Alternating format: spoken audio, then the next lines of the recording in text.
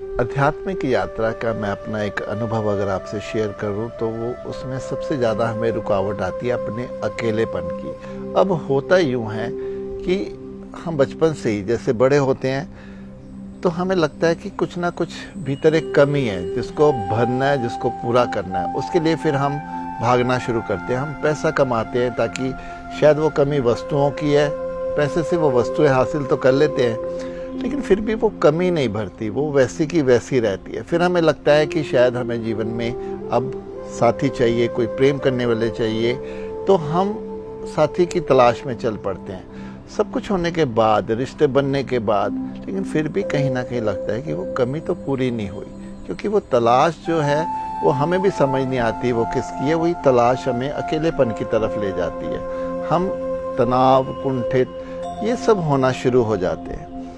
और मेरा मानना है कि ये कमी बाहरी वस्तुओं से, बाहरी व्यक्तियों से जो हम मिलते हैं उनसे कभी भी पूरी नहीं होती। उसके लिए हमें अपने ही भीतर उतरना ही पड़ेगा, हमें स्वयं को जानना पड़ेगा, हमें ये देखना पड़ेगा कि वो कमी किस चीज़ की है। उसके लिए हमें ध्यान में, एकांत में, मौन में रहकर ही ये हम देख सकते हैं कि वो कमी क्या है और उसको कैसे भरा जा सकता है।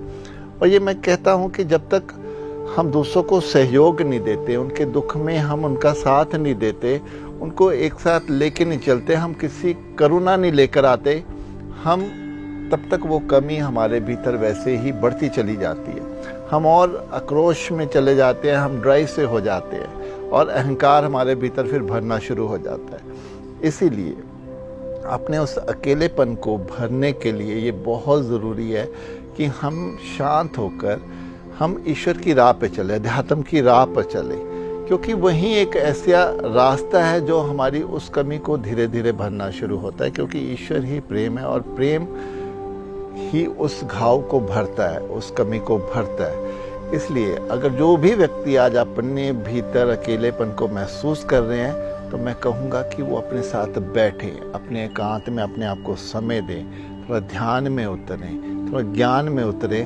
ताकि उस कमी को भरा जा सके।